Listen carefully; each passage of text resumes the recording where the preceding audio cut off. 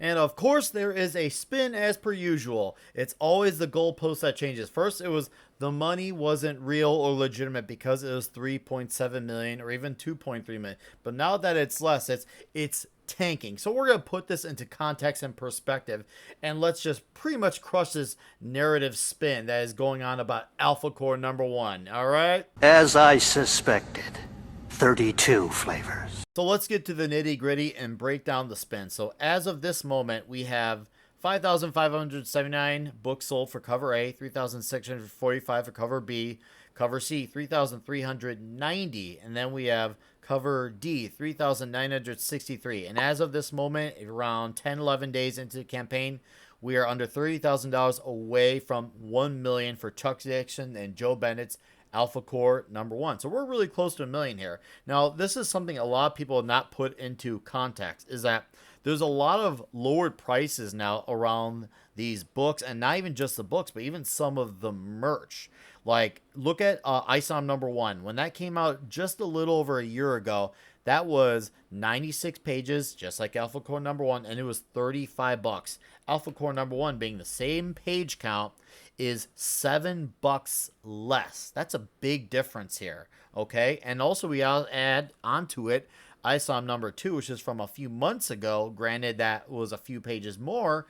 That was $100 for a foil cover. $100 for a foil cover. However, this time around, just a few months later, Alphacore number 1 is $50. So that's literally 50% off that price. And that did around a little over 4,000 copies for ISOM number 2, 4,000 of the 5,000 that they had. So that's a big difference. So we're going to go into context here because there's a whole lot of the whole Alphacore is tanking, and that's absolute bullshit because we have the complicated way of showing you how these numbers work versus the simpler way. So let's go over the complicated way here, or in this part, not so complicated, just more numbers involved. So 5579 plus 3645 plus 3963 equals 13187. Okay, we got 13187. That's a big one. Okay, and now we're gonna take that times 28.00, and that is 369,236. Okay, so remember that because this is a big deal here as far as the pricing goes. Now, if you had kept the prices the same, which Rippaverse did not have to do, if they had kept Alphacore number 1 the same, we can do 35.00 13187 times 35.00, and you have 461,545. Okay, so take 461,545 minus 369,236 equals 92,000. So they would have had an additional $92,309. So then you could take, okay, let's take that right now here. Okay, 971,854.00 plus 92,309 equals, wow, see, look at that. They have already cracked a million a few days ago, guys. Probably this number would probably have happened around Monday, maybe even Sunday at that point, had they kept Alphacore number 1 the same price. Now let's get into added context here. Once again, we're just going to get in deeper this. So ISOM number 2 was $100, Alphacore number 1, $50. So let's just go with the more generous number because right now cover C of Alphacore number 1 is at 3390. So let's go off of 3390 of copies sold for ISOM versus Alphacore. So okay, 3390 times 50.00 equals 169,500. Okay, awesome. I like the look of that. Now let's go all the way with it here, and then let's take 3390 times 100.00, and it equals 339,000. Holy macaroni. And if you take 339,000 minus 169,500, it equals, well, exactly that. So 169,500 Wait for it. Look at that. Straight up chopped in half. Plus 1,064,163 equals 1,233,663 bucks. That is nuts. So not only would they have made their goals of a million, now with that number added into perspective, you probably would have had a 1.1 million probably at the same time ISOM number 2 made the same price. That's another thing here we got to remember. Another big thing on top of it, guys. If you compare campaigns here, there's only one poster, whereas the previous campaign had two posters. They had the ISOM poster, which was by Irene Strakalski, where he was fighting the Hellions from the underworld, the underbelly, and that was $30. Even in the previous campaigns, ISOM and Yaira posters, those were $30. Alphacore here is $20. So you have one less poster than before, also at 34% difference. So let's just play generous and let's say 1,000 because we don't know the numbers. 1,000 posters sold times 20.00 equals 20,000. Okay, that's significant. Now let's do 1,000 times 30.00 equals 30,000. So you have a $10,000 difference. That's huge. So just imagine if they're selling, I don't know, 10,000 posters. Like we don't know the actual numbers, but that's a big difference. A big difference. So hopefully, guys, that makes you really think a lot more and a lot clearer about where the numbers would actually be had they not lowered their prices. They didn't have to do this. And on top of it all, guys, I don't know how we're not like thinking long term about this. Rippa and crew, especially Rippa, has made it clear not every book is gonna make 3 million. Not every book is gonna make 2 million.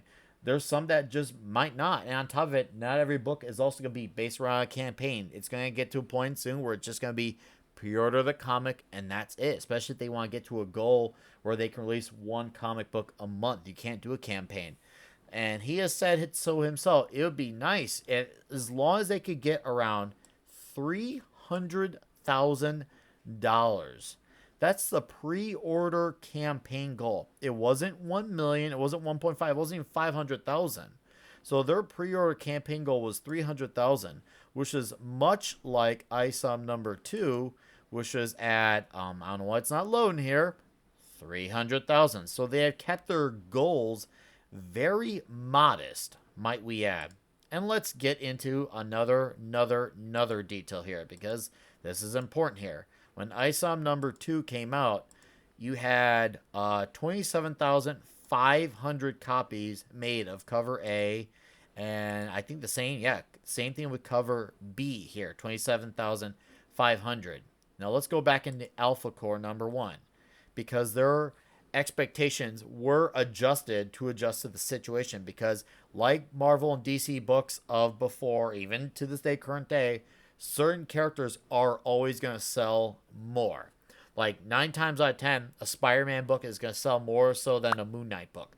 There will be times throughout the years where Moon Knight has sold better than others, but generally speaking, in the grand scheme of things, Spider-Man always outsells Moon Knight mostly. I don't want to say always because I'm sure maybe there's 1 or 2 months, maybe even a few, that's the exception to the rule. But you gotta keep that because everyone's expecting all these books to sell the same, but not every character does. Some people might buy, but depending on who they are invested into character-wise, or even the writer or artist who they're invested into. Now, once again, look at this. So if you remember, ISOM number 2's covers was 27,500 printed. For Alphacore number 1 cover A, no more than 12,000. So they did adjust their expectations accordingly. Cover B, 11,000. You can't tell me that they weren't adjusting to the situation because it's clear that they were. All right, so don't tell me like it was like they have all this leftover stock.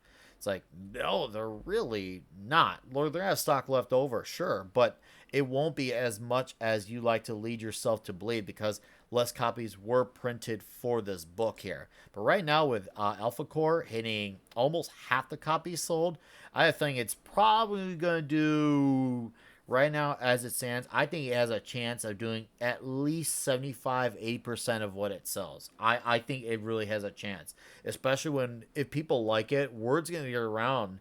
I think cover C, I think it's going to hit all 5K. This is the mass print cover, so it doesn't really matter. That's the mass print cover. And who knows, cover B might be the late bloomer. If there's anything that's going to be truly left over, it might be cover B. Now, I could be wrong. It can end up going all the way, but I think this is going to be the one that is going to be maybe the one that has some left over. That's just the closest to an objective perspective. I think there'll be some left over. And even then, that's fine. You're left with cover B and D, and that's not a bad thing. You want to have some left over that you can sell. So hopefully that gives you a greater idea of perspective on this. So we don't know about what it would have done now with, 2 posters instead of 1. And we have now also factored into the fact that the CGC price is another thing on top of it, because the CGC books, and I was going to do a compare and contrast, but I can't really, because it's not really fair, because the CGCs of ISO number 2 were just CGC as is, whereas this time around they are CGC plus with the Chuck Dixon signature. So it's really hard to gauge off of that. I want to be able to have a better price fair on that. So maybe I can do that for Yared number 1, assuming that they don't sign, or maybe ISO number 3. But did you guys like this video? Would you like more of this, especially when the campaign for Alphacore completes? Would you like to see a greater grand scheme total? What could have been had they kept their prices the same, and what they really could have made? Because they didn't have to do this, but they did. And the Rippaverse fandom should be happy that they did. But for those who are trying to put this into a spin of how it's a failure, it's absolutely not. It's absolutely a very successful campaign on top of it. And to think that we have 1,233,663 with lower prices, and we're not even done with the campaign. Like, had they kept the prices the same, they would probably be close, really close to ISOM number 2, like really close when it's all said and done. But would you guys like a follow-up on this video when the campaign concludes? I know I said it before, but I'm saying it again. Let me know, because I am down for breaking down the numbers and putting this into a whole other set of lenses. And I thank you for watching this video, and make sure you lay down your souls to the gods. Rockin' roll. Jones, just because we're holding hands doesn't mean we're gonna take warm showers till the wee hours of the morning. You hear me?